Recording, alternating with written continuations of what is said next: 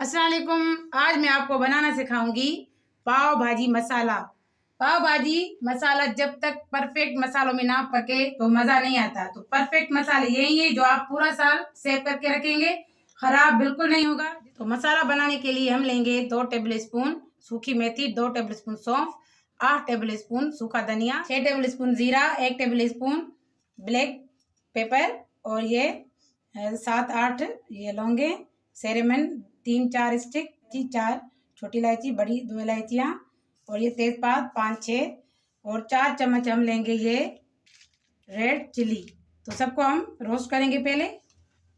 तो सबसे पहले हम ये तीनों चीज़ें इसमें रोस्ट करेंगे। इसमें थोड़ा से टाइम ज़्यादा लगता है तो हम पहले इसको अच्छे से रोस्ट करेंगे। तो इसमें थोड़ा सा मॉइस्चर होता है, इस वजह से हम इसको रोस्ट करते हैं। तो खुशबू भी आती है मसालों में जब हम कोई भी सब्जी वगैरह पकाते हैं। तो ये मसाला बहुत ही मज़े का बनता है।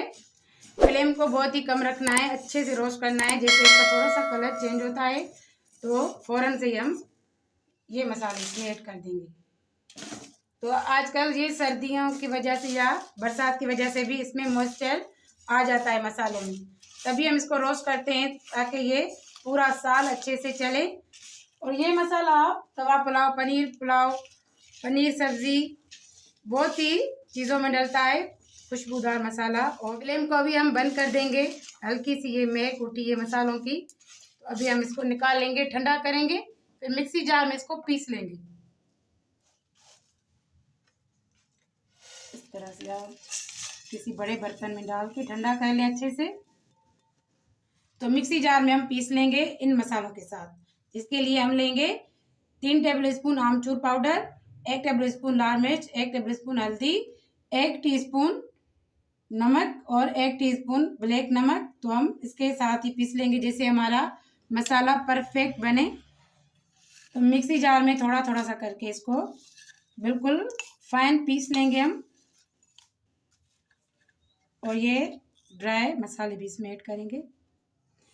लाल मिर्चें इसके साथ नहीं पीसी जाती तो इसको अलग से ही हम मिक्सी जार में पीस लेंगे तेज़पात के साथ।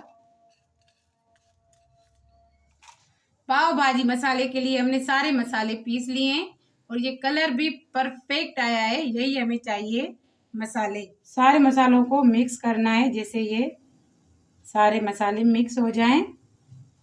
तो ये मसालों की रेसिपी मेरी कैसी लगी, वीडियो आपको अच्छी लगी हो तो वीडियो को लाइक शेयर करें और मेरे चैनल पे जो नए हैं वो सब्सक्राइब करें।